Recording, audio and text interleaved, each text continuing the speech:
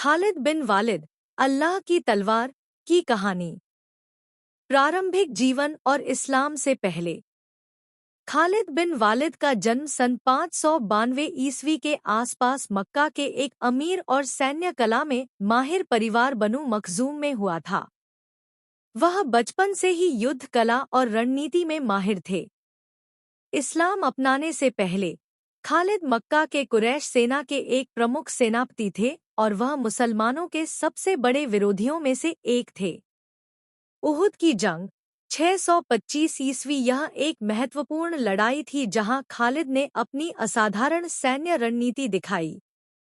जब मुस्लिम सेना को शुरुआती बढ़त मिली तो खालिद ने एक पहाड़ी पर तैनात तीरंदाजों की गलती का फायदा उठाया। उन्होंने घुड़सवार सेना के साथ अचानक पीछे से हमला किया और युद्ध का पासा पलट दिया। इस्लाम कबूल करना और सैफुल्लाह बनना। कई सालों तक इस्लाम की मुखालिफत करने के बाद खालिद ने आखिरकार 628 ईस्वी में पैगंबर मोहम्मद सल्लल्लाहु अलैहि वसल्लम के सामने इस्लाम कबूल किया। यह इस्लाम के इतिहास में एक निर्णायक मोड़ था।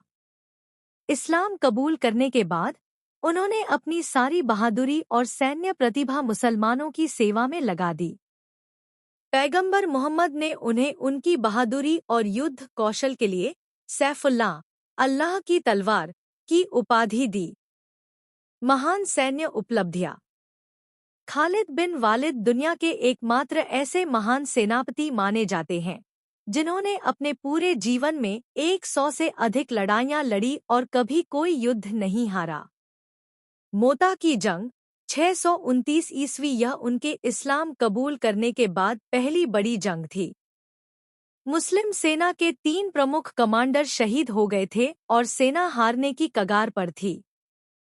खालिद ने कमान संभाली, अपनी रणनीति से सेना को पुनर्गठित किया और कुशलता से सेना को सुरक्षित वापस ले आए। यमुका की जंग 636 ईस्वी इसे खालिद की सबसे बड़ी जीत में से एक माना जाता है। इस जंग में खालिद के नेतृत्व में मुस्लिम सेना ने रोमन साम्राज्य की एक विशाल और शक्तिशाली सेना को बुरी तरह हराया। इस जीत ने सीरिया और आसपास के क्षेत्रों को इस्लामी राज्य का हिस्सा बनाने का रास्ता खोल दिया। उन्होंने इराक और फारस, वर्तमान ईर। हेलो दोस्तों, अगर आप भी इस तरह के इस्लामिक वीडियो देखने में दिलचस्पी रखते हैं तो हमारे चैनल को लाइक एंड सब्सक्राइब कीजिए।